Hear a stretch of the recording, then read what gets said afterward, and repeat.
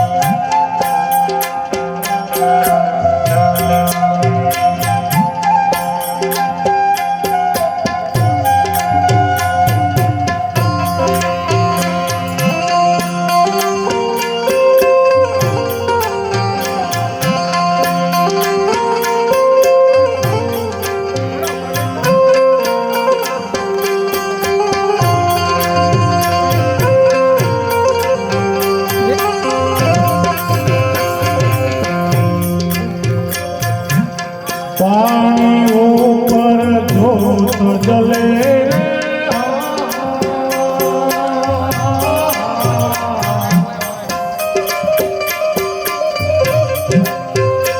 ઓલાનું ગરાને ના સુજે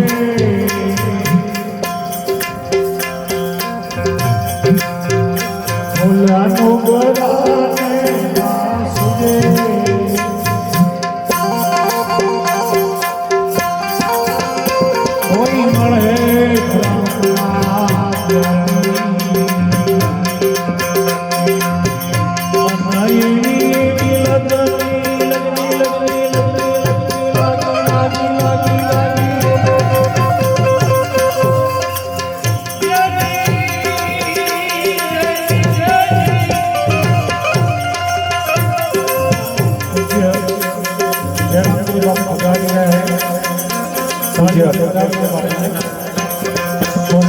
હાર્દિક હાર્દિક સ્વાગત છે.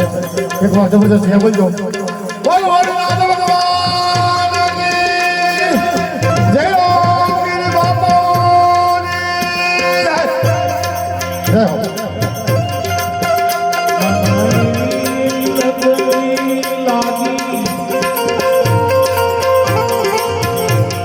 સુરતા સાહેબ થી લાગી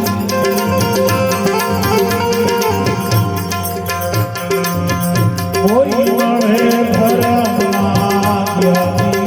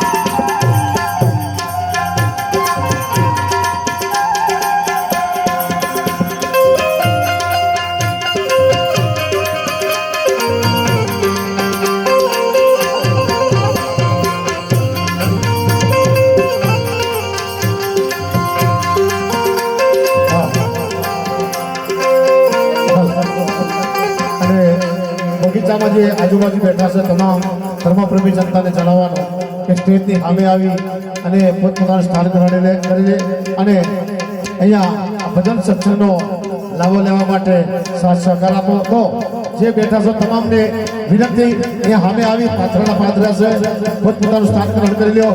હા હા ભાઈ આ પ્રસંગ અવારનવાર થાય અને પૂજ્ય બાપુશ્રીના સન્મુખેથી આ લાવો આપણને મળે એવી અપેક્ષા બધા તમામ આવી જાવ. હા મોજ હા જય માતા.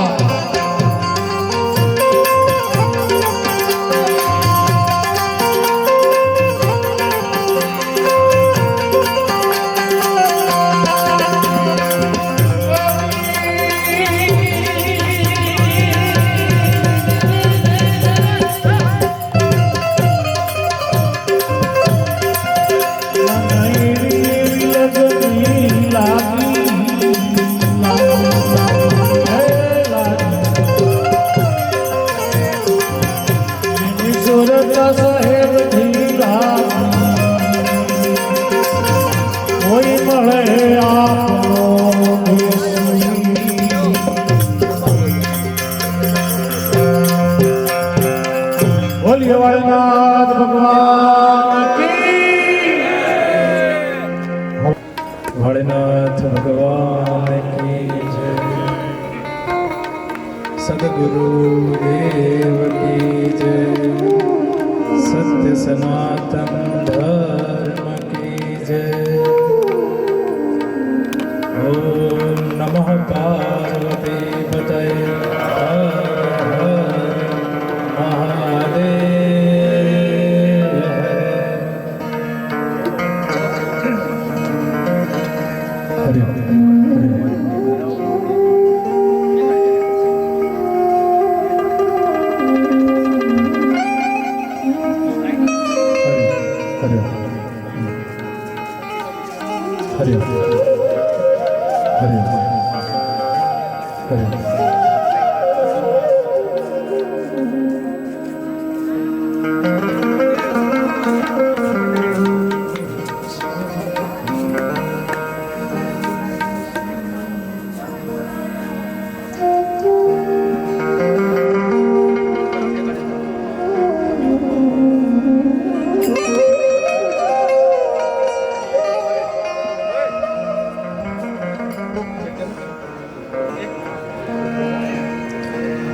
Hare Rama, Hare Rama, Rama Rama, Hare Hare.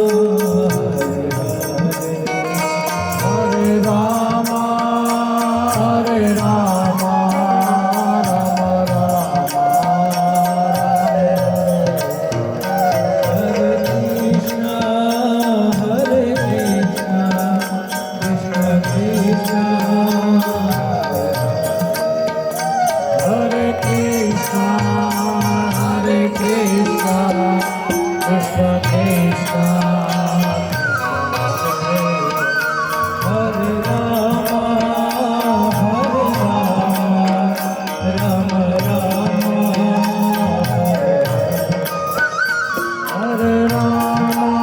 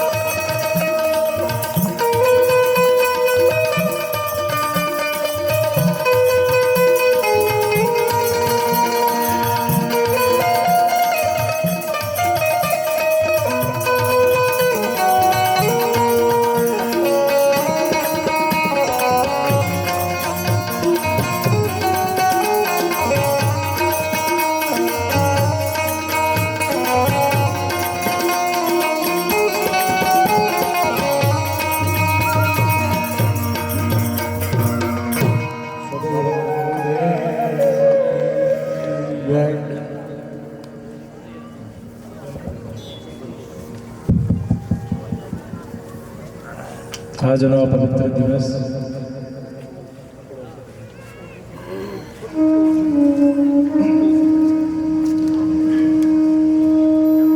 ભગવાન શ્રી વાળીનાથના દિવ્ય આશીર્વાદથી આ પવિત્ર ભૂમિ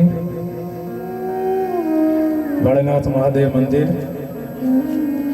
900 વર્ષ જૂની આ પરંપરા, દિવ્ય પરંપરા, વૈભવી પરંપરા, જ્યાં અનેક મહાપુરુષોએ તપસ્યા કરેલી છે.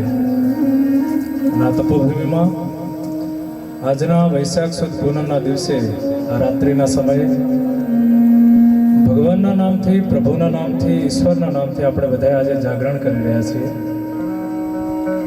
મનમાં એક જ ભાવ, એક પવિત્ર ભાવના કે ઈશ્વરના નામથી આપણે આખી રાત્રે જાગરણ કરીને ઈશ્વરનું નામ સ્મરણ કરીએ. આ પણ કેટલા જન્મોનો આપણા પુણ્યનો ઉદય હોય ત્યારે આપણને આવો પવિત્ર વિચાર આવતો હોય છે કે આપણે ભગવાનનું સંકીર્તન સાંભળીએ, ભગવાનના ગુણગાન સાંભળીએ. અને અમે પણ શાસ્ત્રોમાં તુરીય અવસ્થા એટલે ચતુર્થ અવસ્થા, રાતના 12 કલાકે ચતુર્થ અવસ્થા, બહુ બધા મહાપુરુષો, બહુ બધા યોગીઓ જે દેવી ઉપાસક હોય છે, રાત્રે 12 વાગે ઉપાસના કરતા હોય છે. એમનું આપણે જીવન જોઈએ. જે ત્રિકાલ સંધ્યા કરતા હોય છે અને જે ચતુર્થ સંધ્યા કરતા હોય છે, આ સમય છે રાત્રે 12 વાગ્યાનો સમય. અને આ ટાઈમે આપણે બધાએ આવો વિચાર આવ્યો કે અમારે સત્સંગ સાંભળવો છે. આપણા વાળીનાથના બધા સેવકો એ બધાને એક વિચાર થયો કે આપણે આવડી મોટી સંસ્થા બનાવી, આવડું મોટું આપણે સેવાનું કાર્ય પણ કરી રહ્યા છીએ, પણ માનવ ઉત્થાન માટે અને માનવના કલ્યાણ માટે આપણે એવું કંઈક કરીએ. એટલે એક સત્સંગનો પ્રારંભ કર્યો આપણે. સેવકોની અંદર પણ જિજ્ઞાસા ખૂબ જરૂરી છે. જ્ઞાતુમ ઈચ્છા એટલે જિજ્ઞાસા. આપણા અંદર જ્ઞાન જાણવાની ઈચ્છા થાય, આપણા અંદર એવો ભાવ થાય કે મારે મારા જીવનનું જે પણ લક્ષ્ય છે એને મારે જાણવું છે. કેમ કે આપણે જ્યારે સંતના નજીક આવીએ છીએ અને આપણને જો આપણા જીવનના માટે આપણે લાલાયિત ના હોઈએ, કે આપણને એવી ખબર ના હોય કે મારે મારા જીવનનું શું લક્ષ્ય હોવું જોઈએ, અને આપણા અંદર એવી ઈચ્છા પણ ના થતી હોય, તો એ આપણું જીવન નિરર્થક છે. અને આપણે બધાએ જાણીએ છીએ ગુરુ આજ્ઞા કરીએ છીએ. ગુરુની આજ્ઞા આપણા જીવનને કેટલી લાભકારી હોય છે, આપણા જીવન માટે કેટલી જરૂરી છે, અને એમના પ્રત્યે આપણો વિશ્વાસ. ગઈ વખતે પણ આપણે સભામાં એક વાત કરી હતી ઈશ્વરમાં પાષાણ બુદ્ધિ, એટલે આપણે જ્યારે પથ્થરના દર્શન કરતા હોઈએ છીએ ત્યારે આપણે એવું જોઈએ કે આ પથ્થર છે, અને જ્યારે ગુરુમાં દેહ બુદ્ધિ, કે ગુરુ દેહ સ્વરૂપમાં છે, આ પણ અમારે જોડે વ્યવહાર કરે છે, આ પણ અમારી સાથે સાથે જેવી રીતે અમે જમે છે એવી જ રીતે આ પણ જમે છે, જેવી રીતે અમે જીવનનું નિર્વહન કરી રહ્યા છે એ પણ કરી રહ્યા છે. જો ગુરુજીમાં આપણે દેહ બુદ્ધિ હશે તો આપણે આધ્યાત્મિક જે ઉન્નતિ થવાની હોય એમાં રૂકાવટ આવી જતી હોય છે.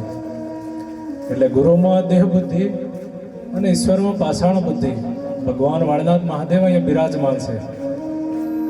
એના અંદર આપણે એવી બુદ્ધિ રાખીને ચાલો, સાક્ષાત વાળનાથ મહાદેવ અહીંયા બિરાજમાન છે અને એમના જ આશીર્વાદ છે કે આટલું બધું આપણે સરળતાથી આપણું આવું જીવન વ્યતીત કરી રહ્યા છે. તમે બધાએ જાણતા હશો કે આટલી સરસ મજાની વ્યવસ્થા સરળતાથી કોઈ પણ દબાવ વગર ચાલતી હોય તો ઈશ્વરની કૃપા જ હોય. બહુ બધા મહાપુરુષો હમણાં જ્યારે અમે રાજસ્થાન જવાનું થાય ત્યારે વાતચીત થતી હોય કે આવડું મોટું આયોજન થાય અને એમાં ઈશ્વરને ગુરુની કૃપા ના હોય તો અસંભવ જ નથી. એવું તમે બધાએ પણ જોયું.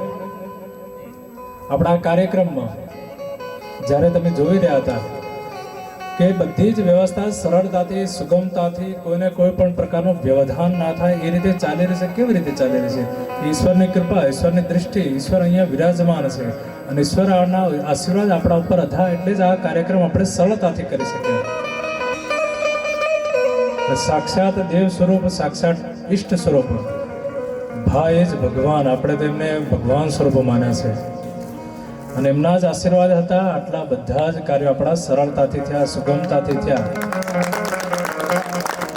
એમનું જીવન જોઈએ, આખું જીવન જ્યારે બાળપણથી લઈને બુજુર્ગ અવસ્થા સુધી અહીંયા વાળનાથમાં વ્યતીત કર્યું. એમના વાતો આપણે સાંભળીએ કે કેવું એમનું જીવન હતું.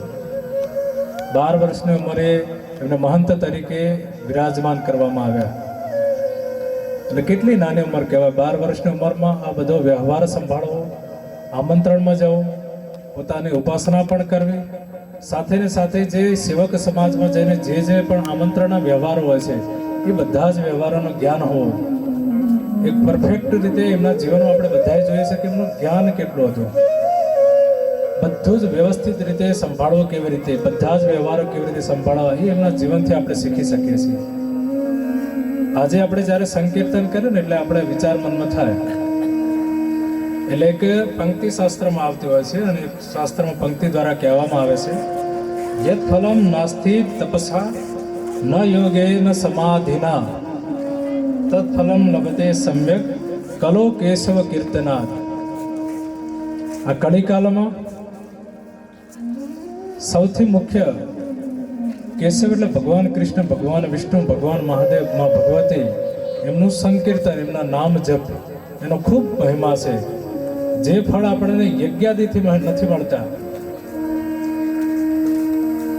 ન સમાધિથી ન તપથી, એ ફળ આપણને ખાલી કળિયુગ કાળમાં ભગવાનનું સ્મરણ કરવાથી કેટલો સરળ માર્ગ આપણને બતાવી દીધો. આપણે જાણીએ છીએ આ કળીકાળમાં આજે વર્ષ ચાલી રહેશે, આપણે જ્યારે સંકલ્પ કરતા હોઈએ છીએ એટલે 5000 વર્ષ ઉપર થયેલો આ કળીકાળના આયુષ્ય છે, પણ એના લાભ જ્યારે આપણે જોઈએ છે તો સૌથી વધારે લાભ સતયુગ કરતા, ત્રેતા કરતા, દ્વાપર કરતા એનાથી પણ અસંખ્ય ફળ આપનારો આ કળિયુગ કાળ છે. આમાં ખાલી નામ જપ કરવાથી બહુ બધા સંતોએ હરિને પ્રાપ્તિ કરી લીધી. આખું જીવન જેમને તપ કર્યું છે, આખું જીવન જેમને ભજન કર્યું છે, એમને આ સિદ્ધિ પ્રાપ્ત નથી થતી, પણ ભગવાનનું સ્મરણ કરવાથી, ભગવાનનું નામ માત્ર લેવાથી. આપણે ભાગવતમાં તમે સાંભળ્યું હશે કે 7 દિવસમાં પરીક્ષિતજીનો મોક્ષ થઈ જાય છે. કેટલા અનન્ય ભાવથી, કેટલા શ્રદ્ધા ભાવથી એ 7 દિવસ સુધી એમને સુખદેવથી કથા સાંભળી હશે, ત્યારે જ આ સંભવ થતું હોય છે. કોઈ પણ જીવન આપણે જીવતા હોઈએ એમાં આપણું ધ્યેય શું છે, આપણું લક્ષ્ય શું છે, આપણે કયા ભાવથી એને સાંભળી રહ્યા છે, કયા ભાવથી આપણે એને જીવનમાં ઉતારી રહ્યા છે, એ ખૂબ મહત્વનું હોય છે. શાસ્ત્રો તો વર્ણન કરી દેતા હોય છે કે ભાઈ વિવેક રાખવો જોઈએ, વૈરાગ્ય હોવો જોઈએ, સમાધિ સટક સંપત્તિ હોવી જોઈએ અને સૂક્ષ્મ, સ્થૂલ અને કારણ શરીરથી વ્યતિરિક્ત થઈને આપણા ઉપાસના કરવાની છે. એટલે આપણે આવી ભાવના ખાલી સાંભળી શકીએ છીએ, પણ આપણા જીવનમાં કેવી રીતે આપણે ઉતારીએ છીએ એ મહત્વનું છે. શાસ્ત્ર વર્ણિત જ્યારે આપણે અસંખ્ય આવા ઉદાહરણો ભાગવતજીમાં સાંભળીએ છીએ, સંતોના, મહાપુરુષોના, ઈષ્ટદેવોના, નહીં જ્ઞાનેન સદૃશમ પવિત્રમ ઇહ વિદ્યતે. જ્ઞાનના સમાન પવિત્ર વસ્તુ આ દુનિયામાં બીજી કોઈ પણ વસ્તુ નથી, આવું શાસ્ત્ર કહેતું હોય છે. એટલે જ્ઞાન ભક્તિ સ્વરૂપ ગુર્જરે જીર્ણતાંગ ગતઃ. એક ભક્તિના સ્વરૂપમાં જ્યારે એવું આવતું હોય છે કે ગુર્જર પ્રદેશ એટલે ગુજરાત પ્રદેશ, અને ત્યાં જઈને ભક્તિ જીર્ણ થઈ જાય છે.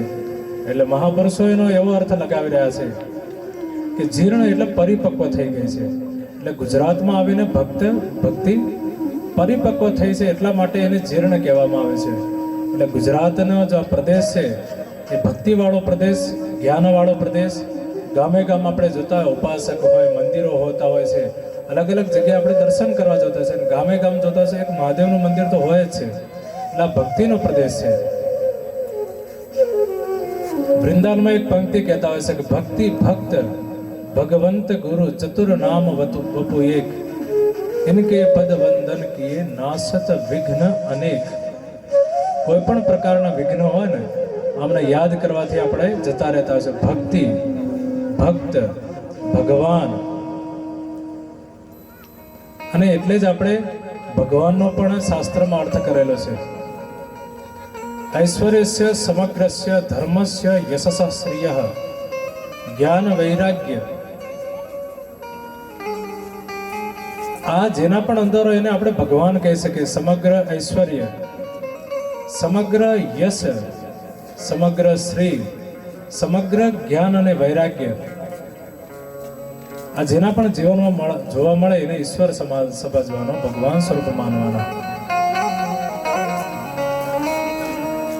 અને ભગવાનનું નિરૂપણ જ્યારે શાસ્ત્રોમાં કરવામાં આવતું છે એમાં બહુ બધા એવા ઉદાહરણો આવતા છે. અને આજે આપનો જે સેવકો દ્વારા આજે વિચાર આપ્યો છે કે આપણે સંત મહિમા, ભક્ત મહિમા, ગુરુ મહિમાનો આજે આપણે અહીંયા વિચાર કરવાનો છે. જ્યારે આપણે પ્રથમવાર મળ્યા હતા ત્યારે આપણે ચર્ચા થઈ હતી કે નવધા ભક્તિનું આપણે વિવરણ કરી રહ્યા હતા. એ નવધા ભક્તિમાં પ્રથમ ભક્તિ સંતન કર સંગા, દ્વિતીય મમ કથા પ્રસંગા. મારા કથા પ્રસંગને સાંભળવાની રુચિ, મારા કથા પ્રસંગને જીવનમાં ઉતારવાની રુચિ. આપણે આપણા જીવનને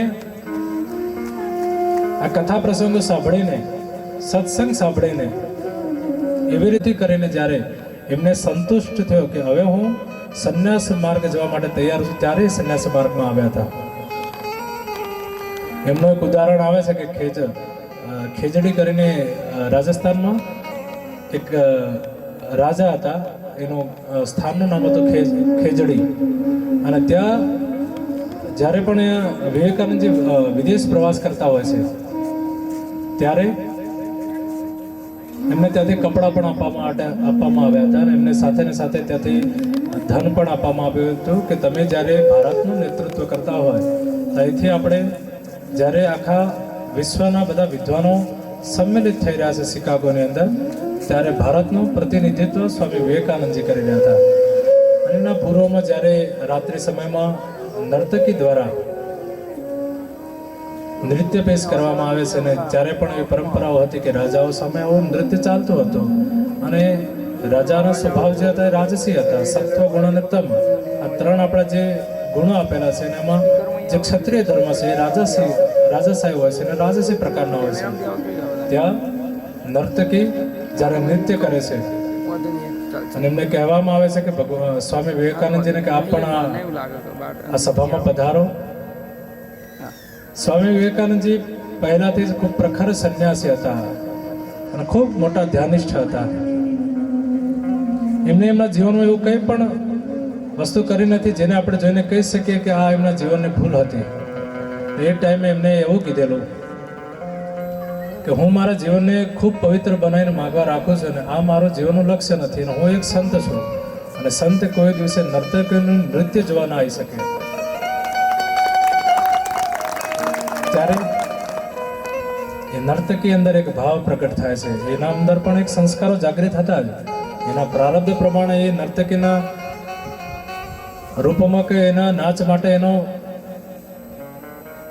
એના પ્રારબ્ધ પ્રમાણે એને લઈ ગયા હશે, પણ એના અંદર પણ ભાવ એક સંતત્વના પ્રત્યે ભાવ હતો, એક જ્ઞાનનિષ્ઠ તપોનિષ્ઠ સંતોના નજીક રહીને કેવી રીતે મારા જીવનનું કલ્યાણ થાય એના અંદર એક ભાવ હતો.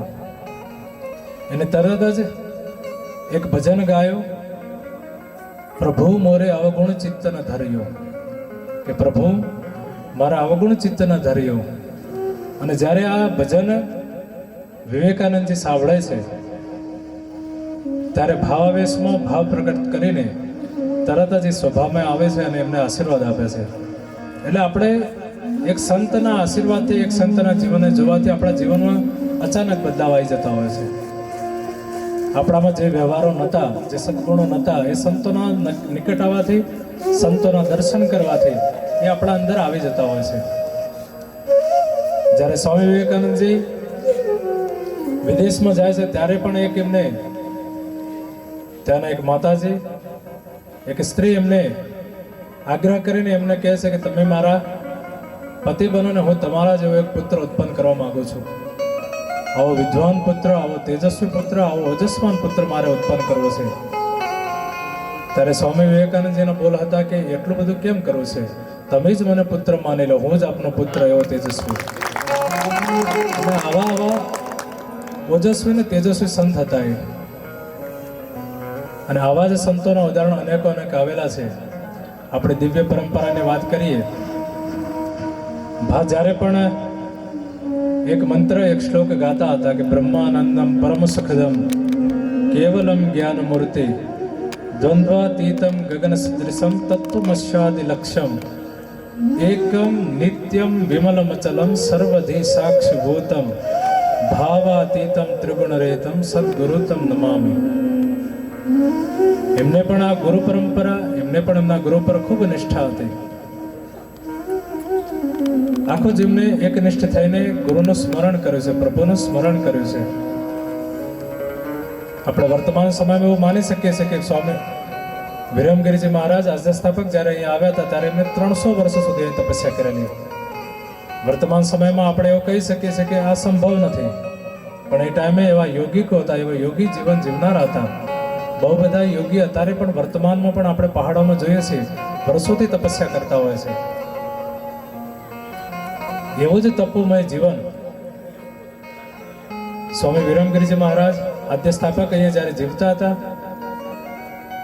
આ રાયણના વૃક્ષ નીચે 300 વર્ષ સુધી જેમને તપસ્યા કરે છે, એના ફળ સ્વરૂપે આજે આખી જગ્યા જાગૃત જગ્યા કહેવાય છે. કોઈ પણ વ્યક્તિ અહીંયા આવે છે, એને શ્રદ્ધા થઈ જાય છે, એને ગુરુ નિષ્ઠા પ્રત્યે ભાવ થઈ જાય. એનું મુખ્ય કારણ આ 900 વર્ષ જૂની આ પરંપરા, આ દિવ્ય પરંપરા છે. આવી બહુ બધી પરંપરાઓ, જે જૂની પરંપરાઓ છે, આપ જોઈ શકો છો, એના અંદર કેટલાય મહાન સંતો થઈ ગયા હોય. જે જગ્યાએ એક જીવિત સમાધિ હોય ને તો એ સિદ્ધ ભૂમિ કહેવાય. આપણે આ પવિત્ર જગ્યા ઉપર તો 5 જીવિત સમાધિઓ છે. આપણા આદ્ય સ્થાપક વિરમગીરીજી મહારાજ વિસનગરથી આપણે અહીંયા આવેલા જીવારામ મહારાજ, માલબાઈ માતા, નાથબાઈ માતા અને પુરી મહારાજ, આવા દિવ્ય સંતો અહીંયા જીવિત સમાધિ જેમને લીધેલ છે. એટલે આ તો એક તપોભૂમિ છે, એક જાગૃત ભૂમિ છે. એમની પરંપરામાં જ્યારે આપણે જોઈએ છીએ અનેક વિશેષ પ્રસંગો કરેલા. અને જ્યારે ભાનું જીવન તો એવું કહેવાય છે કે નાનપણથી એમનું જીવન એટલું પવિત્ર હતું. જ્યારે 3 થી 4 વર્ષની એમની ઉંમર હતી ત્યારે પણ જ્યારે એમના પૂર્વ આશ્રમમાં વિરાજમાન હતા ત્યારે એમના ઘરમાં જઈને જે ચૂલાની ભભૂતિ હોય એ ભભૂતિ એમના શરીર ઉપર રગડી લેતા અને સંત જેવું જીવન એમના નાનપણથી જ એમના લક્ષણ દેખાતા હતા. આટલા બધા સંતો સમજો કે જ્યારે આજથી 100 વર્ષ પૂર્વમાં 25 થી 20 જેવા સંતો રહેલા હશે ને એના અંદર પણ ભાને મહંત તરીકે અહીંયા વિરાજમાન કરવા કેટલો બધો સંતોએ વિચાર કર્યો છે કે 12 વર્ષની ઉંમરમાં સૌથી નાના સંત અને એમને પણ બિરાજમાન કર્યા. અને પરંપરા પણ દિવ્ય હતી. ભાવ વાત કરતા એ પ્રમાણે જે રીતે એ ટાઈમે કોઠારી તરીકે સ્વામી મહાદેવગીરીજી મહારાજ એ પણ એ ટાઈમે વિરાજમાન હતા અને એ એમનાથી ઉંમરમાં ખૂબ મોટા હતા. અને મહાદેવગીરીજી મહારાજ પણ એમના આગ્રહને પૂજ્ય ભાના પ્રત્યે સમર્પણ ભાવના લીધે સાથે જ્યારે પણ હોય ત્યારે મહંત તરીકે એમનું સન્માન જળવાઈ રહે એ પણ ગુરુનિષ્ઠ થઈને એ જાળવીને રાખતા હતા. બહુ બધા સંતો એમને નજીક રહેવાનો એમનો લાભ મળેલો અને સંતો બધા પવિત્ર જીવન જીવીને ત્યારે તો ભિક્ષાટનને આવા બધા અનેક ગામમાં જતા, ઘી ઉઘરાવીને લાવતા, છાશ ઉઘરાવીને લાવતા અને અન્ન માટે પણ અલગ અલગ જ્યારે ટેલ નીકળતી ત્યારે એ અન્ન ભેગું કરીને લોકોને જમાડતા. આવી રીતે પરંપરાઓ, સંતોની પરંપરાઓ નિભાવીને આજે પણ બહુ બધી જગ્યાઓ એવી રીતે આજે સમૃદ્ધ થઈ છે. આજે વર્તમાન સમયમાં ખૂબ મોટો અન્નક્ષેત્રનો મહિમા વાળનાથ મંદિરમાં જોવા મળી રહ્યો છે. આજે આખા ગુજરાતમાંથી લોકો અહીંયા આવીને અહીંયા એમને ઈચ્છા થાય છે કે અમે અહીંયા દર્શન કરીએ, અહીંયા પ્રસાદ લઈએ છીએ. બધા જ લોકો આસ્થાના નિષ્ઠા સાથે અહીંયા આવી રહ્યા છે. આજે પણ પૂર્ણિમાના પવિત્ર દિવસે હજારોની સંખ્યામાં સવારથી લોકો અહીંયા આવીને દર્શન કરી રહ્યા છે. એક વસ્તુ વર્તમાન સમયમાં આપણે બધાને જોવા મળી રહી છે. વર્તમાન સમયમાં અત્યારે લોકો ધર્મનિષ્ઠ થયા છે. લોકોની અંદર ધર્મને લઈને ખૂબ પવિત્ર ભાવનાઓ જાગૃત થવા મળે છે. લોકો ભાવનાત્મક થવા માંડ્યા છે. સંતોનો નજીક જવા માંગે છે. અત્યારે કોઈ પણ ધાર્મિક જગ્યા હશે તમે જોશો બધી જ જગ્યાએ લોકો ખૂબ મોટા પ્રમાણમાં દર્શન કરવા માટે જઈ રહ્યા છે. દ્વારકા હોય, સોમનાથ હોય, અહીંયા ઊંઝા હોય કે પછી અંબાજી હોય, વાળીનાથ મંદિર હોય, બધી જ જગ્યાએ તમે જોશો મોટા પ્રમાણમાં લોકો દર્શન કરવા જાય છે. એનો મુખ્ય હેતુ લોકોની અંદર ધર્મને લઈને જાગૃતિ જાગી છે. સ્વધર્મે નિધનમ શ્રેય પર ધર્મો ભયાવહ. આપણે આપણા ધર્મ માટે કેવી રીતે જીવન જીવી રહ્યા છે, આપણે ધર્મને જાણવા માટે શું કરી રહ્યા છે. આપણા બધાને એ પણ ખબર હોતી નથી કે 4 વેદ એટલે શું, 4 વેદ કેમ કહેવાય, 4 વેદના નામ સુધી ખબર નથી. કેમ કે આપણે આપણી પરંપરાથી દૂર થઈ ગયા, આપણે આપણા જીવનથી દૂર થઈ ગયા, આપણને એનું ધ્યાન જ રહ્યું નથી. વર્તમાન સમયમાં લોકો ગ્રસ્ત જીવનમાં એટલા બધા વ્યસ્ત થઈ ગયા છે કે પોતાના માટે, પોતાના પરિવાર માટે, સાથે ને સાથે સત્સંગ માટે આપણે સમય કાઢી શકતા નથી. લોકોની અંદર એક ભાવના થઈ ગઈ કે સત્સંગ, ભજન, જપ, તપ આ જે પણ છે બધું સંતો માટે બનેલું છે, બ્રાહ્મણો માટે બનેલું છે. અમે અમારા જીવનમાં કમાવીને અમે અમારા પરિવારનું પાલન કરીએ, આટલો જ ભાવ રહી ગયો છે. આવું જીવન તો એક પશુ પણ જીવતું હોય છે. આપણે પશુ જેવું જીવન જીવવાનું નથી. આપણે આપણા જીવનમાં સેવાનો ધર્મ અપનાવવાનો છે.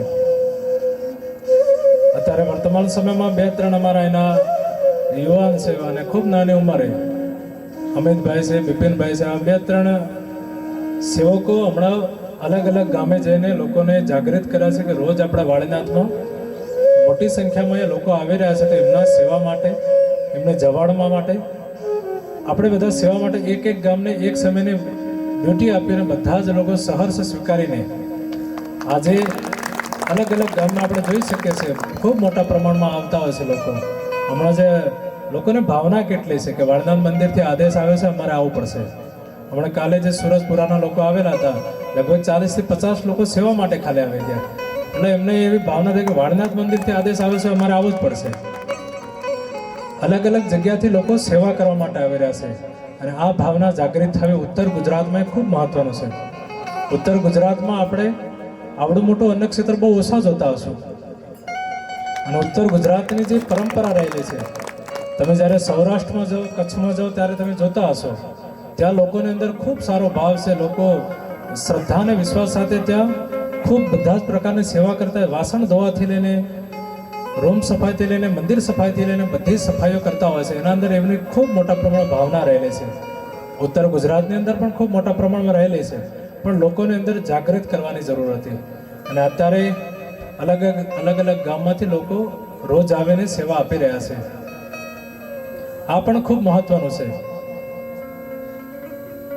શાસ્ત્ર કહે છે જ્ઞાન હીના પશુભી સમાના. જ્ઞાનથી વિહિત, જ્ઞાન વગર માણસ પશુ સમાન છે. અને પશુ સમાન આપણે કાર્ય કરવાના નથી. આપણે સત્સંગ કરવાનો છે, સેવા કરવાની છે, સાથે ને સાથે આવા ધર્મના જે પણ કાર્યો કરતા હોય એના અંદર સહકાર આપવાનો છે અને આપણે આપણા જીવનનું કલ્યાણ કરવાનું છે. એવા બહુ બધા સંત મહાપુરુષો, તમે ધંધુકારીની પણ કથા સાંભળી હશે. ગોકર્ણજીના ભાઈ હતા. ગોકર્ણ એટલે ખૂબ પવિત્ર આત્મા, ખૂબ વિદ્વાન આત્મા, અને એમના ભાઈ ધંધુકારી ખૂબ દુષ્ટ, જેમનું જીવન જ ખૂબ નિકૃષ્ટ પ્રકારનું. એમનું જીવન જોઈએ તો વ્યભિચાર વાળું એમનું જીવન. ખાવા પીવામાં પણ માંસાહારનું સેવન. આપણે જે સોમરસ કહીએ છીએ, જેને આપણે દારૂ કહીએ છીએ, એવું એમનું જીવન, દારૂ પીને એવું નિકૃષ્ટ પ્રકારનું જીવન જીવતા હતા અને ખૂબ અધોગતિના કામો એ પૂરા જીવન એમને કર્યા હતા. અને ગોકર્ણ એમના ભાઈ હતા, પવિત્ર હતા, અને એમનું મૃત્યુ પણ ખૂબ દર્દનાક હતું. જ્યારે જે આપણે કોલટા કહીએ છીએ એમની નજીક એમના પાસે બેઠેલા હતા, એટલે બધા જ કોલટાને વિચાર આવ્યો કે અમને ખૂબ સોમરસ પાવીને એમના હોશમાં નહીં રહે ત્યારે બધા આપણે પકડીને એમના મુખની અંદર અંગારો નાખી દેવામાં આવે છે. ને એમના એટલા તડબીનું મૃત્યુ થાય છે. ત્યારે એમના ગોકર્ણ, એમના ભાઈ છે, એમને ખબર પડે છે કે મારે મારા ભાઈનો ઉદ્ધાર તો કરવો જ પડશે. જેમને આખું જીવન પાપ કર્યું છે, જેમને આખું જીવન નિકૃષ્ટ કાર્યો કર્યા છે, એમનો પણ ઉદ્ધાર કરવા માટે એમના ભાઈએ જ્યારે વિચાર્યું અને 7 દિવસની ભાગવત કથા એમને સંભળાવીને, એક દિવસ થાય એટલે એક ગાંઠ છૂટે અને બીજા દિવસે જાય એટલે બીજી ગાંઠ છૂટે, એમ કરતાં કરતાં 7 દિવસમાં 7 ગાંઠો છૂટીને એ ભગવત પ્રાપ્તિ, પરમાત્માને પ્રાપ્ત થઈ જાય છે. જ્યારે આવા નિકૃષ્ટ આત્માવાળા લોકો પણ, પાપાચારી આત્મા પણ 7 દિવસની અંદર મોક્ષ પ્રાપ્ત કરી શકતા હોય, તો આપણે બધા તો ખૂબ સારા જીવનમાં કાર્યો કર્યા છે. આપણે પણ આપણા જીવનનું કલ્યાણ કરી શકીએ છીએ. આપણા જીવનના કલ્યાણ કરવા માટે આપણે જે માર્ગ અપનાવીએ, સેવાનો માર્ગ અપનાવીએ, જપનો માર્ગ અપનાવીએ, કેમ કે આ બધા માર્ગ બતાવે છે ચિત્ત શુદ્ધિ માટે. આપણે આપણી ચિત્ત શુદ્ધિ કરીશું ત્યારે જ આપણે જીવનમાં સારા વિચારો આવતા થશે. જ્યારે પણ આપણે દર ગુરુવારે આપણે લોકોને અહીંયા ગુરુ મંત્ર આપતા હોઈએ છીએ, અને ગુરુ મંત્રમાં પણ એમને આપણે આદેશ કરતા હોઈએ છીએ કે આપણે આજથી એવું જીવન જીવવાનું છે, જેટલું બની શકે એટલું સત્ય બોલવાનું છે. સત્યની સાથે ને સાથે જે આપણા ભાઈઓ છે, જે આપણા પરિવારજન છે, એના સાથે આપણો સારો વ્યવહાર, આપણે એના સાથે હળી મળીને રહીએ. કોઈને પણ આપણા લીધે દુઃખ પહોંચે એવું આપણે કાર્ય કરવાનું નથી. એવું જીવન જીવશો તો આપણું ચિત્ત શુદ્ધિ થશે, મન પવિત્ર થશે, અને ત્યારે જ આ સત્સંગ આપણા મનમાં ઉતરશે, આપણા હૃદયમાં ઉતરશે. નહીંતર જેટલો પણ આપણે સત્સંગ સાંભળીશું એ નિરર્થક છે. એટલે આપણે આપણા જીવનને પવિત્ર બનાવવા માટે સત્સંગની સાથે સાથે જે પણ આપણે વ્યવહાર કરવાનો છે, વ્યવહારમાં આપણે બદલાવ લાવવો જોઈએ.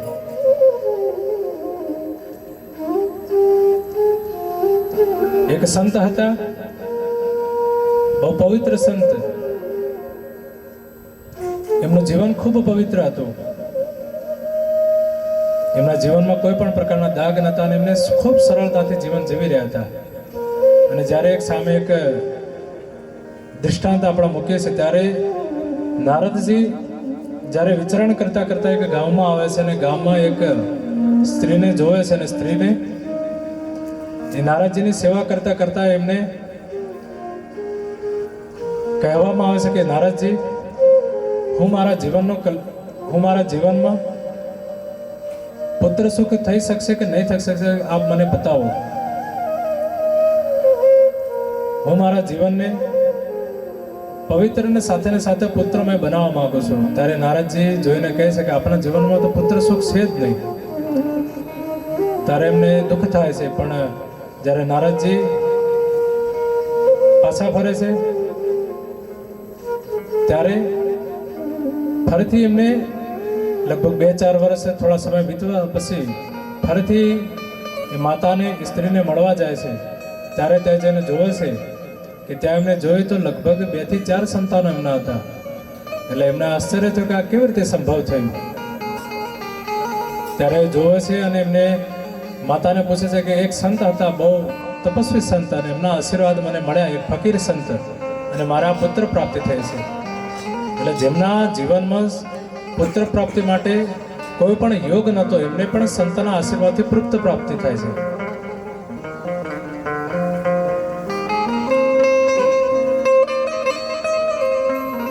જ્યારે ભગવાન વિષ્ણુને જઈને આ નારદજી કહે છે કે હમણાં જીવનમાં તો પુત્ર પ્રાપ્તિ હતી જ નહીં, આપે મને કહ્યું તો એ પ્રમાણે હમણાં જીવનમાં પુત્ર પ્રાપ્તિ તો હતી જ નહીં, કેવી રીતે આ સંભવ થયું? ત્યારે ભગવાન એક રચના કરે છે અને એમને કહે છે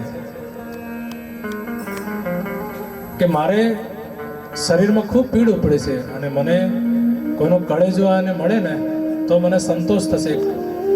અને ત્યારે ભગવાન નારદજી કાળજું લેવા માટે નીચે આવે છે અને એમને એ સંત ફકીરને મળે છે અને સંત ફકીરને વાત કરે છે કે મારા ભગવાનને ખૂબ પીડ છે અને એના માટે કાળજાની જરૂર છે. એટલે સંતે એ જ કીધું કે જો આપણા ભગવાનને જરૂર હોય તો હું આપવા તૈયાર છું, આપણા ભગવાન લેવા માટે તૈયાર હો તો તમે એમને વાત કરો. ત્યારે ભગવાનને પાસે જઈને નારદજી કહે છે કે આપણે કાળજો આપવા માટે એ સંત તૈયાર છે.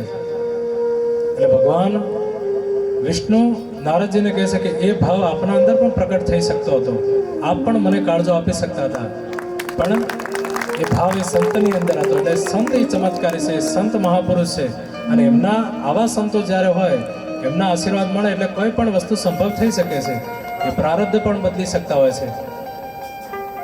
આવા અનેકો ઉદાહરણ શાસ્ત્રોની અંદર બતાવેલા છે, એના દ્વારા આ નિરૂપણ કરવામાં આવતું હોય છે કે સંતોના નિકટ રહેવાથી, સંતોના સમીપ રહેવાથી આપણે આપણા જીવનનું કલ્યાણ કરી શકતા હોઈએ છીએ.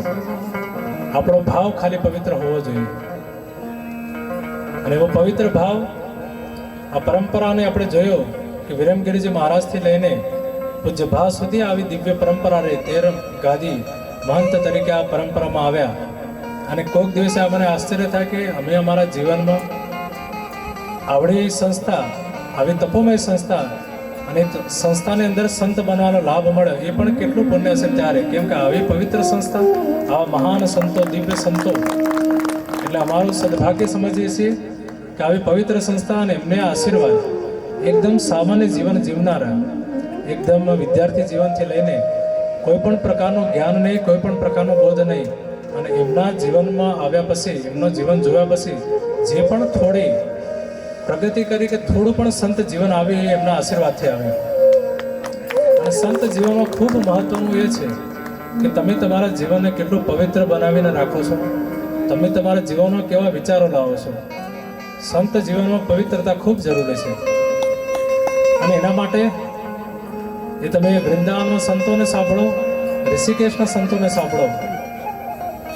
ધનરાજ ગિરિજી મહારાજ કરીને એક સંત થઈ ગયા, એટલા મોટા વેદાંતી સંત, એ કૈલાસ આશ્રમના આદ્ય સ્થાપક હતા. ગંગા નદીના કિનારે આશ્રમ આવેલો છે, અને ત્યાં એમને સ્વપ્નમાં ભગવાન અભિનવ ચંદ્રેશ્વર મહાદેવ આવે છે કે મારા લિંગ સ્વરૂપે હું અહીંયા વિરાજમાન છું ગંગાજીના કિનારે, અને જ્યારે પણ ધારા પ્રવાહ આવે છે પાણીનો, ત્યારે એના અંદર હું ડૂબી જાઉં છું, અને તમે એ પ્રવાહમાંથી મને બહાર નીકાળીને તમારા આશ્રમમાં સ્થાપિત કરો. અને ધનરાજ ગિરિજી મહારાજ, આ લગભગ વાત છે લગભગ 150 વર્ષ પૂર્વની, એટલે 150 વર્ષ જૂની આ પરંપરા કૈલાસ આશ્રમ છે. અને ત્યારે ભગવાનને બીજી વાર સ્વપ્નમાં આવે છે, ત્રીજી વાર સ્વપ્નમાં આવે છે, અને ધનરાજ ગિરિજી મહારાજ એ ટાઈમે એમને કહે છે કે ભગવાન, હું તો એક વેદાંતી છું, હું આપની સેવા કરવા માટે સમર્થ નથી, એટલે હું આપની સ્થાપના કરી શકું એમ નથી. ત્યારે ભગવાન અભિનવ ચંદ્રેશ્વર મહાદેવ એમને વાક્ય કહે છે કે તમે બસ મને એક જળનો લોટો ચડાવજો અને રોજ વેદાંતની પરંપરા મુજબ આપ મને પ્રસ્થાંતરીના કોઈ પણ ગ્રંથનું વાંચન કરીને સંભળાવજો, એનાથી જ મને સંતુષ્ટિ મળી જશે. ભગવાનને આવી પ્રેરણા કરી તો ધનરાજ ગિરિજી મહારાજ એ મૂર્તિ સ્વરૂપે, લિંગ સ્વરૂપે સ્થાપિત શિવલિંગને કૈલાસ આશ્રમમાં લાવીને સ્થાપિત કરે છે. આજે વર્તમાનમાં પણ એની પૂજા થાય છે અને પરંપરા મુજબ આજે પણ વેદાંતનો અભ્યાસ, વેદાંત પરંપરા એ સંસ્થામાં ચાલી આવી રહી છે. આજે આખા ભારત વર્ષમાં જ્યાં જ્યાં તમે જશો બધી જ જગ્યાએ સંતો એ સંસ્થામાં અભ્યાસ કરીને, કોઈ પણ સંસ્થા એવી નહીં હોય કે કૈલાસ આશ્રમથી પરિચયમાં ના હોય. એવી પરંપરા, દિવ્ય પરંપરા આજે પણ ચાલી રહી છે. આજે પણ સત્સંગ ચાલી રહ્યો છે, આજે પણ વેદાંતની કથા ચાલી રહી છે, આજે પણ ત્યાં અભિષેક, પૂજન અર્ચન ચાલી રહ્યું છે. અને એટલું દિવ્ય મંદિર છે, એટલા દિવ્ય શિવ છે. આપ એમના દર્શન કરશો, એક અભિભૂત થનારી અનુભૂતિ થશે. અને પરંપરામાં અનેક સંત આવ્યા, મહાપુરુષો આવ્યા. એવા પવિત્ર સંતો બહુ બધા થઈ ગયા. એક બડે મહારાજે કરીને સંત થઈ ગયા. એ સંત પણ એટલા જ પવિત્ર હતા. એ આપણા ગુજરાતનું શરીર હતું અને ખૂબ મોટા વિદ્વાન. જેટલા પણ પ્રસ્થાંતરના ગ્રંથો છે, જેને આપણે 10 ઉપનિષદ કહીએ, ગીતાજી કહીએ, બ્રહ્મસૂત્ર કહીએ. 10 ઉપનિષદમાં ઈશાદીથી લઈને બૃહદારણ્યક ઉપનિષદ સુધી જે 10 ઉપનિષદો બતાવેલા છે, એ બધાનો અભ્યાસ ત્યાં થતો હોય છે. અને આ બધા જ ગ્રંથો પર એમને ટિપ્પણી લખેલી છે. એટલા મોટા વિદ્વાન સંત બડે મહારાજે, વિષ્ણુ દેવાનંદ મહારાજે થઈ ગયા. એ પણ એટલા જ પવિત્ર આત્મા.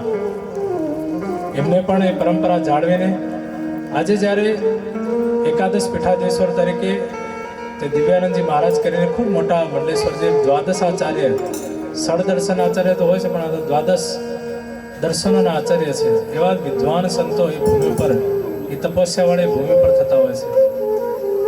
અને એવી તપોવની ભૂમિ જ્યારે આપણે વાત કરતા હતા સ્વામી વિવેકાનંદજીની, સ્વામી વિવેકાનંદજીએ પણ એ આશ્રમમાં રહીને વેદાંત ચર્ચા કરેલી ને સાથે એ ભૂમિ પર રહીને એમને પણ ખૂબ તપસ્યા કરેલી.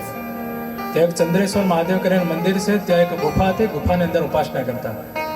અને વિવેકાનંદજી અને એમના ગુરુભાઈનો મુખ્ય ઉદ્દેશ્ય એક જ હતો, કેવી રીતે સંતોની સેવા કરીએ. સંતો જે પણ ત્યાં ઉપાસના કરતા હોય, કોઈ પણ સંત બીમાર થાય, કોઈ પણ સંતોનું શરીર પૂરું થઈ જાય, એ બધા જ સંતોની સેવા ત્યાંથી બધા જ ગુરુભાઈઓ મળીને કરતા.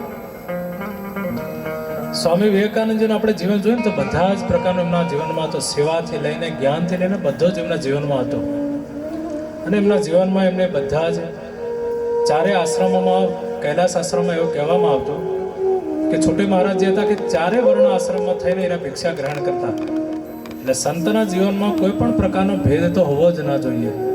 સંતોનું જીવન તો એ પવિત્ર જીવન છે કે વર્ણ વ્યવસ્થા જે ગ્રહસ્થ આશ્રમ અપનાવે છે એ સંત જીવનમાં જરૂરી નથી. સંત માટે તો નિયમ એવો કીધેલો છે કે ચારે વર્ણ આશ્રમની ભિક્ષા ગ્રહણ કરી શકે છે. અને આ છોટે મહારાજજી એ પણ પવિત્ર આત્મા હતા. એ આખા જીવનમાં એમને જીવન અપનાવ્યું છે. સ્વામી વિવેકાનંદજી પણ જે પણ સંત હોય એમની સેવા કરતા. જે પણ સંતોનું દેહાદાન થઈ જાય, કે જેમનું શરીર છૂટી જાય, એમનું પણ ગંગાજીમાં જળ સમાધિ આપવાની હોય તો એ ત્યાં જ એમના ગુરુભાઈ હોય, બીજા સંતો હોય, એ બધા ભેગા મળીને ત્યાં સમાધિ આપતા. બધા જ પ્રકારની સેવા એમના જીવનમાં હતી. એમના જીવનમાં એક લક્ષ્ય હતું કે મારે ભારતને સમૃદ્ધ બનાવશે, ભારત ફરીથી એક સમૃદ્ધ દેશ બને. એટલે એમના અંદર જ્ઞાનના સાથે સેવાનો પણ ભાવ હતો. વર્તમાન સમયમાં જ્યારે તમે સંસ્થા લઈને બેઠા હોય ત્યારે તમારા જીવનમાં એક ભાવ ખૂબ જરૂરી છે. જ્ઞાનનો માર્ગ તો અપનાવવો જરૂરી છે જ. સાથે તમે માનવ ઉત્થાન માટે, માનવ કલ્યાણ માટે, ગરીબ લોકો માટે કે ગરીબ વિદ્યાર્થી માટે તમે શું કરી રહ્યા છો, એના કલ્યાણ માટે શું કરી રહ્યા છો. અને જ્યારે કોઈ સંસ્થા લઈને બેઠા હોય ત્યારે આપણા અંદર આ વિચાર આવવો ખૂબ જરૂરી છે. એક જીવન એવું જીવન છે કે આપણે જંગલમાં જઈને તપસ્યા કરીએ, જીવન જીવીએ, એ ખૂબ કઠિન જીવન વર્તમાન સમયમાં થઈ ગયું છે. એટલે જ્યારે તમે કોઈ પણ આશ્રમમાં રહેતા હો તો સેવાનો ભાવ આપણા અંદર ખૂબ જરૂરી છે. એટલે જ આપણે કહેવામાં આવ્યું છે કે જેટલી પણ સંસ્થાઓ ચાલતી હોય છે ને એ ધર્મના માર્ગ ઉપર લઈને ચાલતા હોય છે, એટલે ભક્તો દ્વારા ચાલતી હોય છે. અને ભક્તોને પણ એ ખૂબ જરૂરી છે કે પોતાના કમાઈનો 10મો હિસ્સો ધર્મના માર્ગ ઉપર લગાવવો જોઈએ.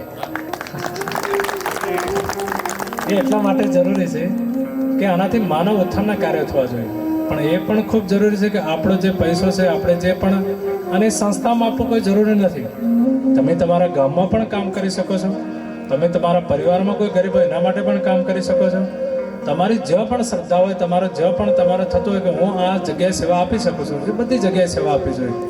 કારણ કે મનુષ્યનો આપણને અવતાર મળેલો હોય ને, એ મનુષ્યના અવતારમાં જ્યારે આપણને ધનથી લઈને સુખ શાંતિ આપણા જીવનમાં મળેલ હોય, તો એ પણ આપણા જીવનથી બીજાનું પણ કલ્યાણ થાય એવો આપણો વિચાર હોવો જોઈએ. બીજાના કલ્યાણ માટે પરોપકાર જીવન ખૂબ જરૂરી છે. અને મનુષ્યનો અવતાર મળ્યો હોય, ગઈ વખતે પણ કહ્યું, બડે ભાગ્ય મનુષ્ય તન પાવા. મનુષ્યનો અવતાર કેટલો બધા તપ કર્યા છે, કેટલા 84 લાખ યોનિઓમાંથી અલગ અલગ જગ્યાથી ભટકીને આવ્યું ને, ત્યારે એકવાર આપણને મનુષ્યનો અવતાર મળતો હોય છે. અને મનુષ્યના અવતારના અંદર પણ આપણે નિરર્થક પશુ જેવું જીવન જઈએ તો એ જીવન પશુ સમાન આપણે જીવવાનું નથી. આપણા જીવનને આપણે પવિત્ર કરવાનું છે. બધા જ વ્યક્તિ પોતાના પરિવારનું પાલન કરતા હોય છે, એવી રીતે પશુ પણ કરતો હોય છે, એના પરિવારને પાળતું હોય છે, એવી રીતે એ પણ જીવન જીવતું હોય છે. આપણે એવું જીવન જીવીને જવાનું નથી. એટલે આપણે જીવનમાં એક લક્ષ્ય રાખવું ખૂબ જરૂરી છે. આપણને આપણા ગામ માટે, આપણા પરિવાર માટે, આપણા દેશના માટે જે પણ આપણને ભાવના થતી હોય, જે પણ આપણને નિષ્ઠા થતી હોય, બધી જ જગ્યાએ રહીને આપણે એકનિષ્ઠ થઈને આપણે ભગવત પ્રાપ્તિના માર્ગ માટે, આપણે ચિત્ત શુદ્ધિ માટે, આપણે ધર્મના માર્ગ પર ચાલવું ખૂબ જરૂરી છે. સત્સંગનો તો એટલો બધો મહિમા શાસ્ત્રોમાં બતાવેલો છે. બિન સત્સંગ મુझे નહીં પાવે, કોટી જતન કર ડારે. કરોડો યત્ન કરી લઈએ, કરોડો પ્રયત્ન કરી લઈએ, તો પણ આપણે વગર સત્સંગે, સત્સંગ વગર આપણે કઈ પણ વસ્તુ પામી શકતા નથી. એટલે આપણે દ્વિતીય મમ કથા પ્રસંગ જે વાત હતી નવધા ભક્તિમાં, એ નવધા ભક્તિમાં મમ કથા પ્રસંગ કહેવાનું કારણ એ જ હતું કે આપણે સત્સંગ સાંભળીએ, આપણે જ્ઞાનનો માર્ગ સાંભળીએ, અને એનાથી જ આપણું ચિત્ત પવિત્ર શુદ્ધ થશે, અને એનાથી જ આપણે માર્ગમાં આગળ વધી શકીશું. આપણો આજનો પવિત્ર દિવસ છે, આટલા મોટા સંખ્યામાં, ત્યારે એમના 10 ભાઈઓએ એમની જે પિતૃક સંપત્તિ હતી, એ પિતૃક સંપત્તિ 10 ભાઈઓમાં 9 ભાઈઓ ત્યાં હતા અને એક ભાઈ અભ્યાસ કરતા હતા. 9 ભાઈઓ બધી વેચી લીધેલી, અને આ સૌથી નાના ભાઈનો કોઈ પણ પ્રકારનો વિચાર કર્યા વગર એ અભ્યાસ કરતા હતા. એમને આ વાતની જાણ પણ નથી. જ્યારે ગુરુકુળમાં અભ્યાસ પૂર્ણ કરીને પરત ફરે છે, ત્યારે એમના ભાઈઓ દ્વારા કહેવામાં આવે છે કે અમને એવું લાગ્યું હતું કે આપણી પરંપરામાં બહુ બધા એવા પૂર્વજો આપણા ઉપાસના કરવા માટે ગયેલા, એ રિટર્ન પાછા આવ્યા નતા, અને તમે પણ નહીં આવો, એટલે એ પ્રમાણે અમે તમારો ભાગ રાખ્યો નહોતો. આપણા ભાગ સ્વરૂપે આપણે આપણા પિતા જે નભક છે એ અમને તમને આપીએ છીએ, અને એમની તમે સેવા કરો. વર્તમાન પરિસ્થિતિ હોય, વર્તમાન પરિસ્થિતિમાં તમે ગ્રસ્ત આશ્રમમાં હોય તો તમે એવું જાણી શકો છો કે લોકો નારાજગી વ્યક્ત કરી લે કે મારા ભાગ્યમાં ખાલી પિતા, ધન દોલત કંઈ નહીં, પણ નાભાગ હતા, એ ખૂબ પવિત્ર આત્મા હતા, ગુરુકુળમાં અભ્યાસ કરેલા હતા. એટલે કે મારા તો ખૂબ સદભાગ્ય કહેવાય કે મને મારા પિતાજીની સેવા કરવાનો લાભ મળ્યો. પિતાજીની સેવાને સાથે ને સાથે, કે પિતાજી એકલા તો રહેશે ને, એટલે માતાની સેવા પણ મારા જ ભાગ્યમાં લખેલી છે, એટલે માતાનું પણ મારે સાથે પ્રયાણ થાય એવા પ્રયત્ન કરો તમે. અને એવી રીતે માતા પણ એમની સાથે આવે છે, અને માત પિતાની સેવા વર્તમાન પરિસ્થિતિમાં આપણે જોઈ શકીએ છીએ કે આવો ભાવ થવો ખૂબ મુશ્કેલ હોય છે, અને એમની અંદર આવો ભાવ થયો. વિદ્વાન પોતે હતા જ, પછી એના પિતાજી એમની પરીક્ષા લે છે કે તમે અમે લાવી તો દીધા, પણ અમે અમારું જીવન નિર્વહન કરવા માટે કેવી રીતે આપણી પાસે તો કશું છે જ નહીં. એટલે ત્યારે એ કહે છે કે મારે મારા માતા પિતાની સેવાથી મારા જીવનમાં બધું જ મળી જશે. હું બધી જ મહેનત કરવા માટે તૈયાર છું, જે મહેનત કરવાની થશે હું કરીશ. હું મારા જીવનમાં પણ આ માતા પિતાની સેવા જ મારા જીવનનું લક્ષ્ય છે. ત્યારે પિતા ખુશ થઈને એમને કહે છે કે આ જગ્યાએ હવન થાય છે, અને 6ઠા દિવસે એ યજ્ઞની અંદર જે વિધિ છે, વિધિની અંદર ભૂલ થશે, એટલે એ દિવસે તમે ત્યાં જઈને એ મંત્ર અને વિધિ એમને બતાવજો. એટલે જ્યારે નાભાગ ત્યાંથી ઋષિઓના બ્રાહ્મણોના આશ્રમમાં જાય છે, અને 6 દિવસ સુધી આ વિધિ ચાલતી હોય છે, અને 6ઠા દિવસે પિતાના કહેવા પ્રમાણે એ દિવસે 6ઠા દિવસે વિધિમાંથી એમને ત્રુટિ થઈ જતી હોય છે, અને એ મંત્ર પણ ભૂલી જાય છે. ત્યારે નાભાગ ઋષિ ખૂબ પવિત્ર ભાવના, નિર્દોષ ભાવથી એમને કહે છે કે આ વિધિ અને આ મંત્ર છે, બધા બ્રાહ્મણોને આશ્ચર્ય થયું કે આજે અમારે આ વિધિના લીધે અમારો યજ્ઞ પૂર્ણ ના થતો અને જે ફળ રાજાને મળવાનું હતું એ રાજાને ફળ ના મળે. આપના આવવાથી આ ફળ એમને મળી ચૂક્યું છે ને અમે આ વિધિ જે કરવાની તે પૂર્ણ કરી ચૂક્યા છીએ. એટલે આપ જે પણ આ યજ્ઞાદિથી અમને જે વસ્તુ મળે છે આ બધું જ વસ્તુ તમે ઘરે લઈ જાઓ, કેમ કે આટલું બધી વસ્તુ લઈ જવા માટે અમે સમર્થ નથી. એટલે આ વસ્તુ તમે લઈ જાઓ અને આપણા જીવનનું વ્યાપન કરો. ત્યારે નાભાગ ઋષિ કહે છે કે આટલું બધું ધન લઈને હું શું કરીશ, મારા માટે પણ આટલું સંભવ નથી.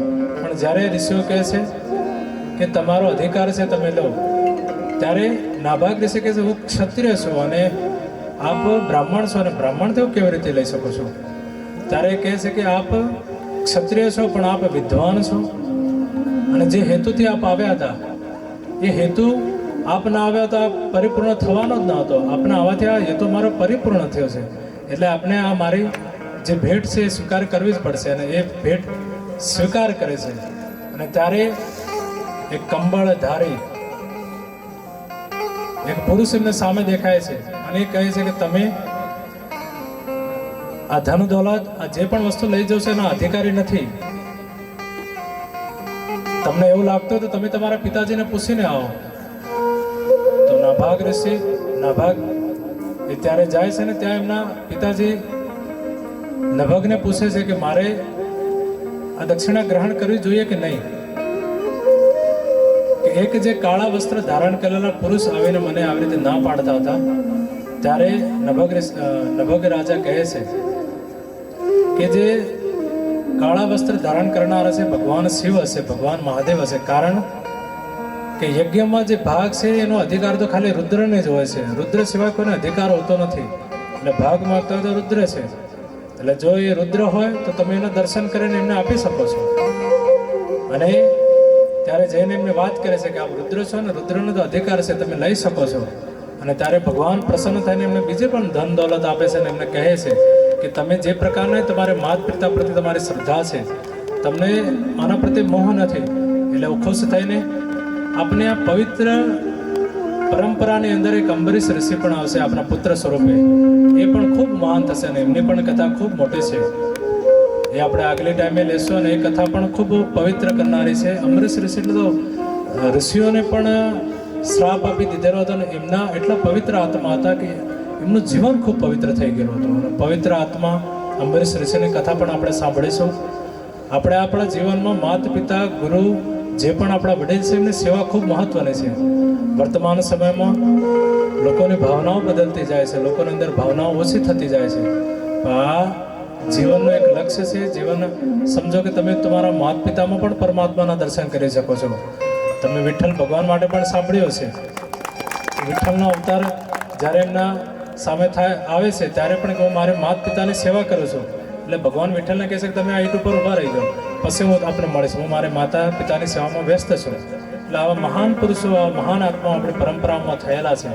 અને એમના જીવનથી આપણે શીખીને આપણે માતા પિતાની સેવા કરીએ, ગુરુજનોની સેવા કરીએ, સત્સંગ સાંભળીએ અને આપણા જીવનનું કલ્યાણ કરીએ. ફરીથી એકવાર હું જે પણ ધૂન ગાઉં એની પાછળ પણ જે પણ ફાવે તાળી બજાવતા આપણે મનથી પવિત્ર ભાવથી આપણે બધાને ગાવાની છે, જેટલી પણ ફાવે એ પ્રમાણે. ગુરુજીના નિમિત્તે આપણે ગાઈએ છીએ. એ નિમિત્તે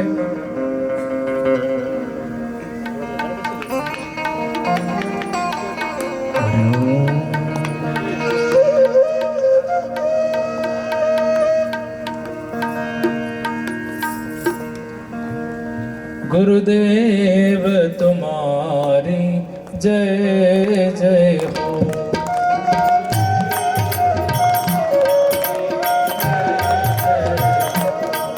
गुरुदेव तुम्हारी जय जय हो। गुरुदेव तुम्हारी जय जय हो। गुरुदेव तुम्हारी जय जय हो। गुरुदेव तुम्हारी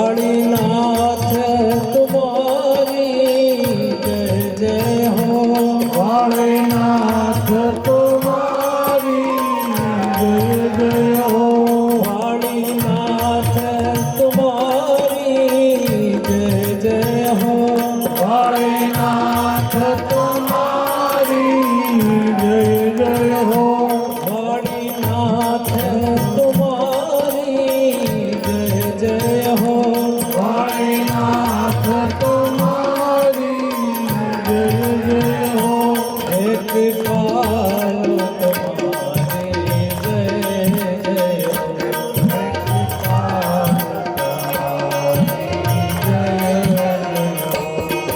ગુરુદેવ તમારી જય જય હો ગુરુદેવ તમારી જય જય હો ગુરુદેવ તમારી જય જય હો ગુરુદેવ તમારી જય જય હો ગુરુદેવ તમારી જય જય હો ગુરુદેવ તમારી જય જય હો ગુરુદેવ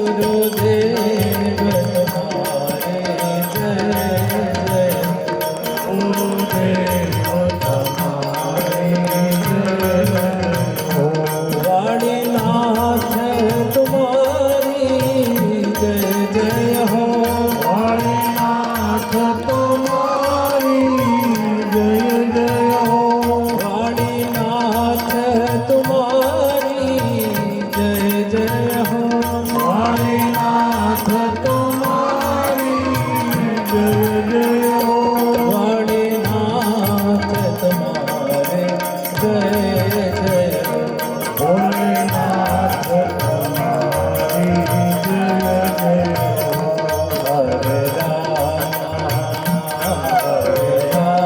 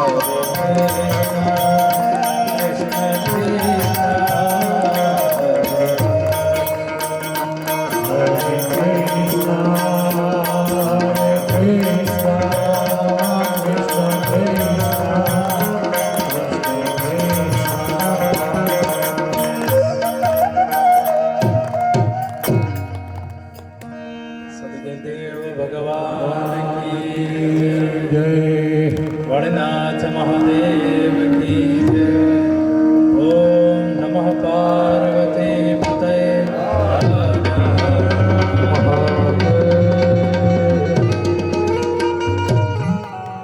પૂજ્ય બાપુશ્રી એકવાર જબરજસ્ત તાળીથી બતાવી લ્યો. તેમના સન્મુખે આપણને લાવો મળ્યો તે બદલ ખૂબ ખૂબ આભાર, ધન્યવાદ. અને અહીંયા બહુ સરસ પાટીદાર સમાજની દીકરી જગોદરથી વધારેલ છે. પૂજ્ય બાપુની તસવીર પોતાના વરદ હસ્તે અહીંયા પેઇન્ટિંગ કરી ખરેખર આ દીકરી પણ આપણે એકવાર જબરદસ્ત તાળીથી બતાવી દઈશું. ભૂમિબેન બળદેવભાઈ પટેલ, સરસ, ધન્યવાદ. વાહ વાહ, એકવાર આપણે બધા તાળીથી બતાવી લો. હા મોહન, હા હા, જો જય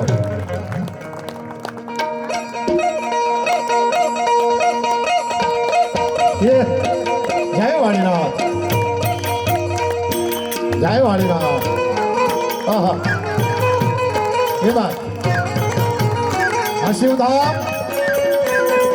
જય જય જય વાણીનાથ.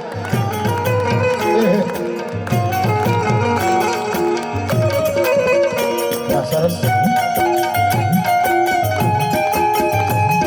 ધન્યવાદ. અહીંયા જે પૂજ્ય બાપુશ્રીએ વાત કરી કે આજના ગામ માટે થઈ અને સર્વસ્ત્રને સજાગ કરે છે એવા અમિતભાઈ દેણપ, બિપિનભાઈ તરફ, વિશ્વાસભાઈ તરફ જ્યાં હોય ત્યાંથી અહીંયા આવી જાય. આ ખરેખર ધન્યવાદ છે આ યુવાનોને. અને પૂજ્ય બાપુશ્રી અમિતભાઈ દેણપ, વાહ સરસ, વાહ. એકવાર આપણે જબરજસ્ત તાળીથી બતાવી લઈશું. બોલ વાડીનાથ ભગવાન કી જય. ત્યારબાદ બિપિનભાઈ તરફ, વાહ સરસ, ધન્યવાદ. અને વિશ્વાસભાઈ તરફ, વાહ. પણ આજે કરે છે ત્રણે યુવાનો. એ પાછું એક ભજન જ છે હો બાપજી, એ પણ એક ભજન જ છે સાહેબ. કારણ કે ભજન ગાતા ન ફાવે તો વાંધો નહીં, સત્સંગ કરતા ન ફાવે તો વાંધો નહીં, પણ અહીંયા આવીને ખલાજ આ ભોજનશાળામાં એકાદ બે થાળી આપણાથી ધોવાઈ જાય તો એ ભજન જ છે સાહેબ. એકાદ બે થાળી, વધારે નહીં, એકાદ બે થાળી આપણાથી ધોવાઈ જાય ને અને એટલું કર્તવ્ય આપણાથી થાય તો એ ભજન.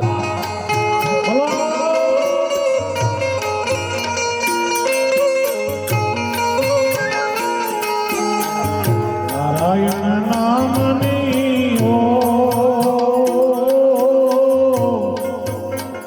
હે માળા માળા સે ડોકમો.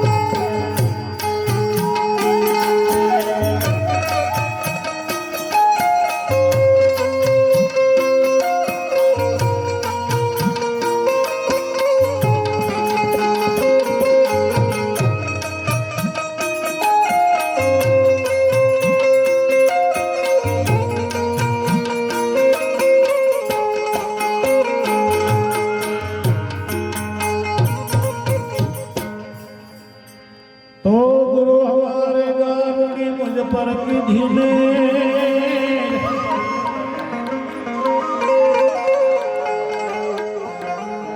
मारो दियो मरमनो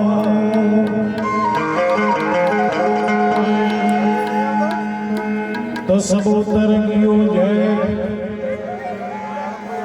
વાણી રે એ વાણી મારા ગુરુજીની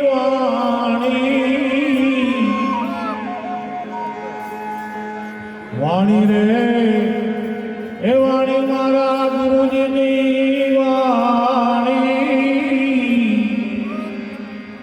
જીવતા પરણાવી મોરે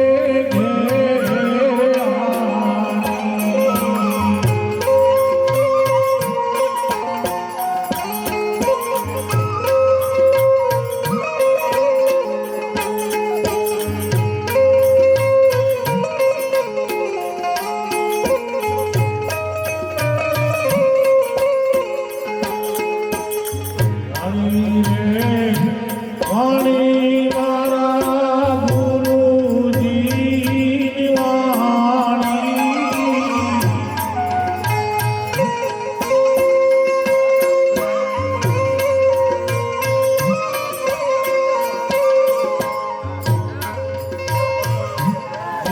જીવતા પરણાવી મોરે ઘેરે વાણી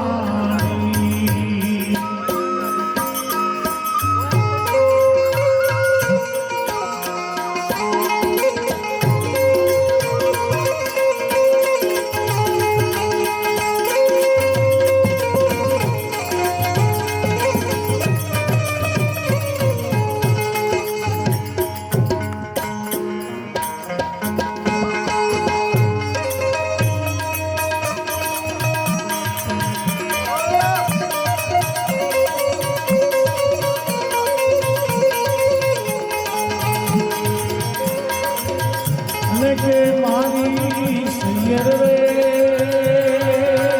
સૈયર રે સૈયર રે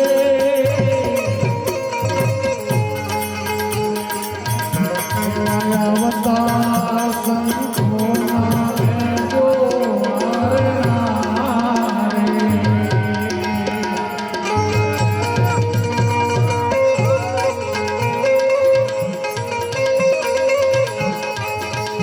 એવા મંડળાને તો ભક્તિ કરજો રે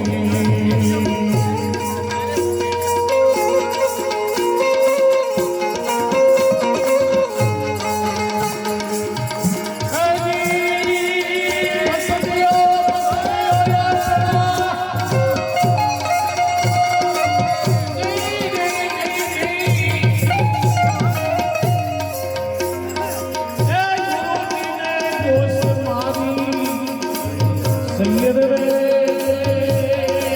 સૈયદ રે એવા આવતા સંતોના લેજો વારણા રે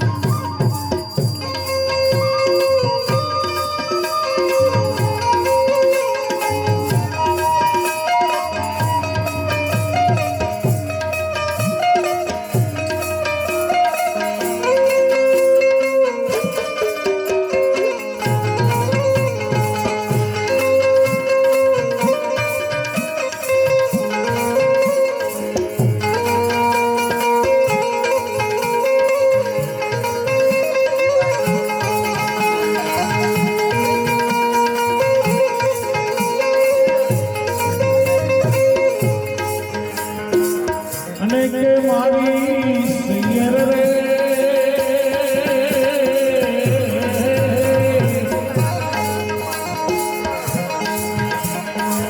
તલના હોજો તાપણા રે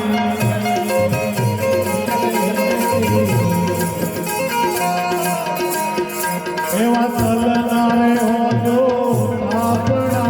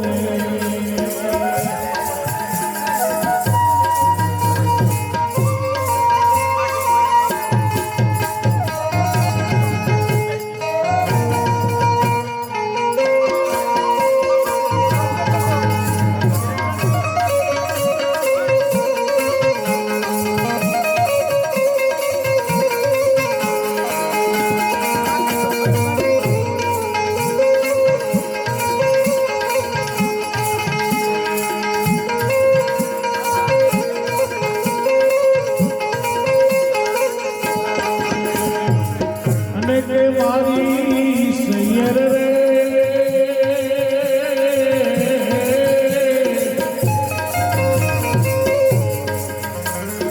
હરિજનના આડા હોજો ડુંગરા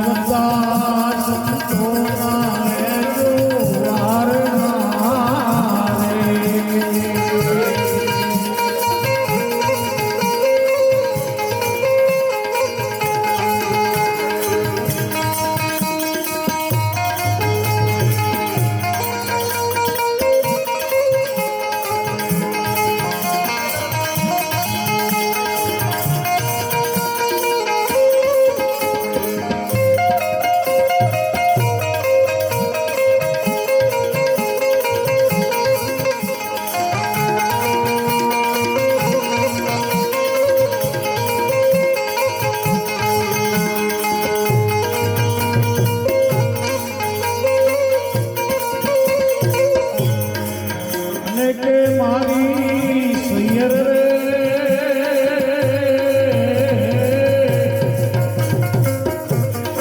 આવપુરી કરણે ડુંગરપુરી બોલિયા રે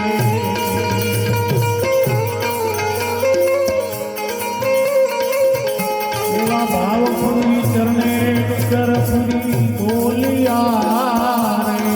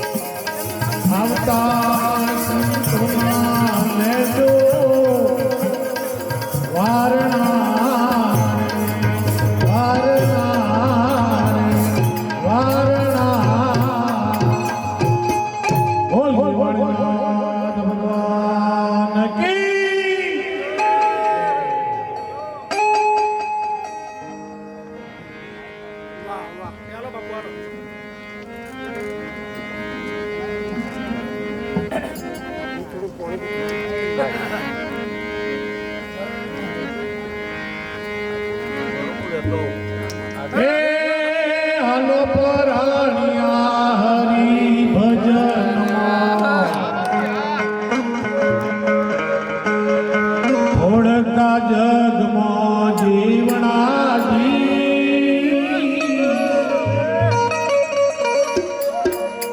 ફેર જલમ નહીં લેવણા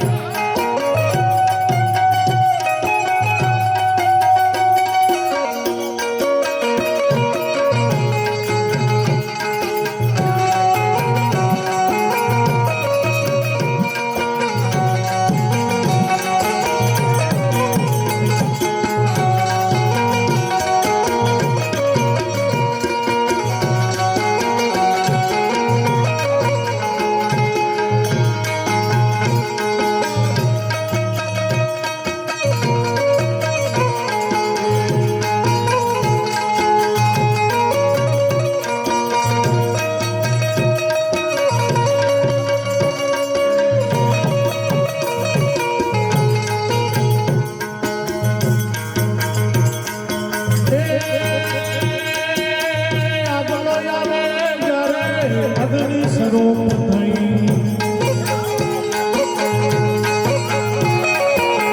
જળ પવન થઈ